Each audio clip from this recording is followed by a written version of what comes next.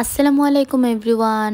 আজকে আমি একদম ঝটপট কোনো ঝামেলা ছাড়াই একটি নুডলস রান্না করব, যেটা হচ্ছে খুবই স্পাইসি। তো একদম কোনো ঝামেলা ছাড়া 5 মিনিটে কিভাবে আমি নুডলসটি রান্না করি সেটা দেখার জন্য আজকে ফুল ভিডিওটি দেখতে হবে। তো আজকে আমি রামেন বানানোর চেষ্টা করব, যেটা হচ্ছে মিস্টার নুডলস দিয়ে। যেহেতু রামেন বানানোর চেষ্টা করব মিস্টার নুডলস দিয়ে, তো তার জন্য আমি এখানে কিছু রসুন এবং পেঁয়াজ ছোট ছোট করে কেটে নিয়েছি।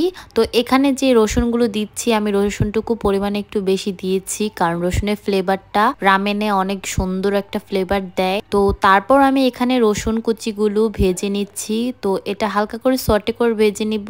তারপর আমি এখানে পেঁয়াজ কুচি দিয়ে দিয়েছি, পেঁয়াজগুলো হালকা করে ভেজে নিব। তাই আমি এখানে কিছু নাগেট ছিল, তো নাগেটগুলো এখানে কেটে দিয়েছি এবং তারপর আমি সামান্য পরিমাণ মাশরুম কেটেছি, তো মাশরুমটুকু দিয়েছি। মাশরুম আমার খুবই পছন্দ, আমি নুডলসের সাথে অলওয়েজ মাশরুম দেই। তো তারপর আমি এক সাইডে একটি সস বানিয়ে নিচ্ছি, সেটা হচ্ছে সামান্য পরিমাণ টমেটো সস দিয়েছি, ওয়েস্টার সস এবং ম্যাগি সস দেওয়ার পর সামান্য তো অল্প অল্প করে আমি মশলা দিয়ে দিয়েছি। এখানে হচ্ছে আমি মরিচ, চিলি ফ্লেক্স, লবণ, গুঁড়ো মরিচ, তারপর সামান্য টেস্টিং সল্ট দিয়ে কিছুক্ষণ ভেজে নিয়েছি। তো এখানে আমি কন্টিনিউয়াসলি নাড়াচাড়া করে দিচ্ছি। এটা পুরোটার সাথে মিক্স করব না, তো মিক্স করলে সসটুকু ভাজা হবে না শুরুতে। তো আমি প্রথমে সসটুকু 3-4 মিনিট ভেজে নিয়েছি, তারপর আমি পুরোটার সাথে মিক্স করে দিয়েছি। তো পুরোটার সাথে মিক্স করে আমি কিছুক্ষণ নাড়াচাড়া করে দিচ্ছি। এটা খুবই আলতো করে নাড়াচাড়া করে দিব যেন ভেঙে না যায়। এই তো অনেকক্ষণ পর দেখা যাবে যে সসটুকু হয়ে গিয়েছে,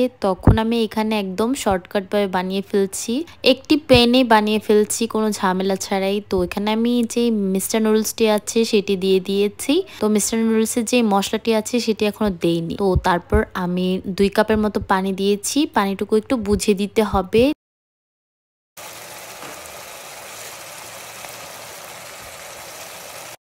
আপনি পানি পছন্দ করেন তাহলে পানির পরিমাণটা একটু বাড়িয়ে দিবেন, পছন্দ না করলে একটু কমিয়ে দিবেন। তারপর আমি এখানে যে মশলাটা ছিল মিস্টার নুডলসের সাথে সেটা দিয়ে দিয়েছি, দিয়ে ভালোভাবে নাড়াচাড়া করে দিচ্ছি। তো এটা কিছুক্ষণ ঢেকে রাখলে দেখা যাবে যে এরকম সুন্দরভাবে হয়ে যাবে।